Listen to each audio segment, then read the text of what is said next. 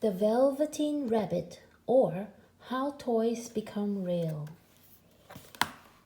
There was once a Velveteen Rabbit, and he was really splendid. His coat was spotted brown and white, and he had real thread whiskers, and his ears were lined with pink satin. For a long time, he lived in the toy cupboard or on the nursery floor, and no one thought very much about him. The only person who was kind to him at all was the Skin Horse. The Skin Horse had lived longer in the nursery than any of the others, and he was very old and wise. "What is real?" asked the rabbit one day. "It's a thing that happens to you," the Skin Horse said, "when a child loves you for a long, long time." One evening, when the boy was going to bed, he couldn't find the china dog that always slept with him. "Here," Nana said, "take your old bunny," and she put the rabbit into the boy's arms. That night, and for many nights after, the Velveteen Rabbit slept in the boy's bed. When the boy dropped off to sleep, the rabbit would snuggle down with the boy's arms around him all night long. Spring came, and they had long days in the garden, for wherever the boy went, the rabbit went too. Once, when the rabbit was left out on the lawn until long after dusk, Nana had to come and look for him. "Fancy all that fuss for a toy," she said.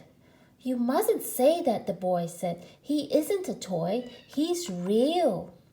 When the little rabbit heard that, he was happy. He was real. One evening, in the garden, the rabbit saw two strange beings. They were rabbits like him, but quite furry and brand new. "Why don't you get up and play with us?" one of them asked.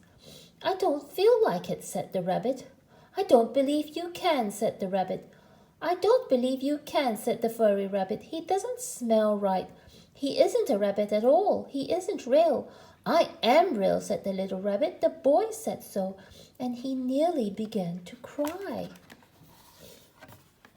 Weeks passed, and the little rabbit grew very old and shabby, but the boy loved him just as much. And then one day, the boy became ill. It was a long, weary time, for the boy was too ill to play. But the little rabbit snuggled down patiently and looked forward to the time when the boy would be well again. Presently, the fever turned, and the boy got better. He was able to sit up in bed while the little rabbit cuddled close at his side. The boy was going to the seaside the next day on the doctor's orders. "Hooray!" thought the little rabbit. He wanted very much to see the big waves coming in, and the tiny crabs and the sandcastles. But the room was to be disinfected, and all the books and toys that the boy had played with in bed must be burnt. "How about this old bunny?" Nana asked. "That," said the doctor, "why, it's a mass of scarlet fever germs. Burn it at once." And so the little rabbit was put into a sack and carried out to the garden to be burnt the next morning. That night the boy had a new bunny to sleep with him. It was a splendid bunny, all white plush with real glass eyes. And while the boy was asleep dreaming of the seaside, the little rabbit felt very lonely. A tear trickled down his little shabby velvet nose and fell to the ground. And then a strange thing happened, for where the tear had fallen, a flower grew. And presently the blossom opened, and out of it stepped a fairy. "I take care of all the playthings that the children have loved," she said. "When the children don't need them anymore, I turn them into real." "Wasn't I real before?" asked the little rabbit. "You were real to the boy," the fairy said, "because he loved you. Now you shall be real to everyone." And she flew the little rabbit into the wood where the wild rabbits danced. She kissed him and put him down on the grass. "Run and play, little rabbit." But the little rabbit sat quite still. He didn't want the other rabbits to see he was made all in one piece.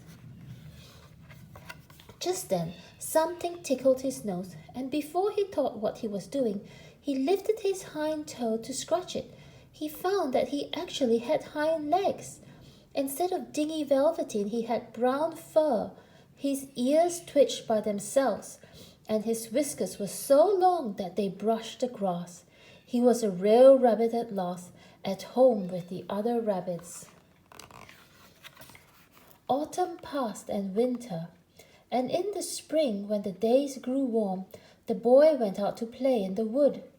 While he was playing, two rabbits crept up and peeped at him. One of them had strange markings. Around his nose and eyes there was something familiar. The boy thought to himself, "He looks just like my old bunny that was lost when I had scarlet fever." But he never knew that it really was his own bunny, come back to look at the child who first helped him to be real. The end.